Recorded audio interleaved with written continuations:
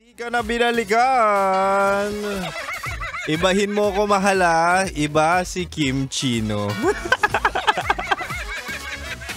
Anyway, mahal, balik Chinitox tayo. Usapang pag-ibig mula sa chinito ng buhay mo. Di ba nga, i-share ko sa iyo ang 3 rason kung bakit mas okay jowain ang my face card. Recap na tayo ha. Sabi ko, una, mas okay jowain ang my face card kasi hindi ka mahihirapang ipakilala. Diba? Totoo naman eh. Hindi mo na kailangan mag-build up. Hindi mo na kailangan ng disclaimer. Teka lang. Bago ko pakita, una sa lahat, mayaman naman to. Okay na to. Doktor to, doktor. May kotse. What? Hindi mo na gagawin yon kapag may face card ang ginawa mo. Iwas ka na sa ganon. At pangalawa naman, sabi ko kanina, panalo ka or syempre kapag may face card may posibilidad no na magiging panalo ka sa jeans, di ba? Jeans ng anak mo, kumbaga papaldo ka, mahal. Kapag nagkatuluyan kayo tapos nagbunga ang inyong pagmamahalan, ay talaga nga namang pwede mo nang panglaban sa ibang bansa ang crossbreed ng inyong supling. Ay, crossbreed? Hindi, yung produkto ng pagmamahalan nyo ay talagang nga namang magniningning. Sabi ko nga sa inyo, di ba, kapag may face card, tamang asal na lang ang i-train mo dyan sa anak mo. Tapos pag lumaki-laki, isaabak na yan sa PBB.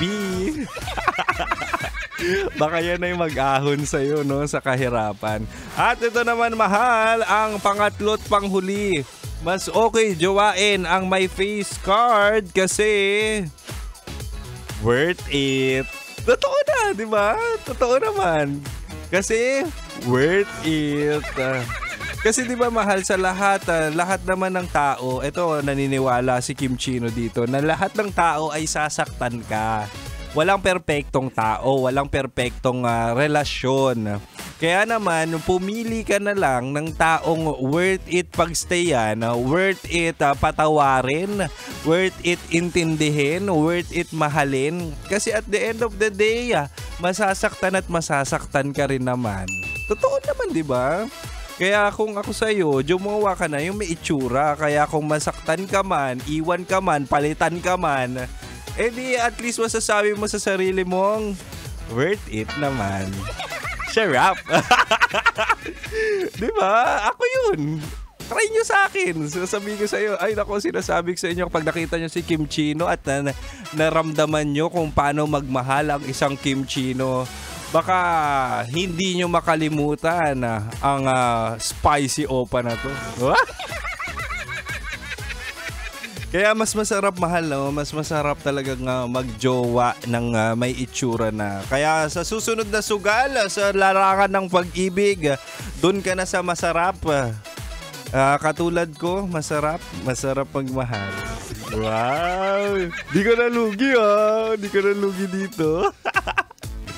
Anyway, mahal, sana nag-enjoy ka sa Chinitox natin tonight. At dapat kabisado mo na, Chinitox, usapang pag-ibig mula sa chinito ng buhay mo. Gabi-gabi tayo, di ba nga? 6 to 9 p.m.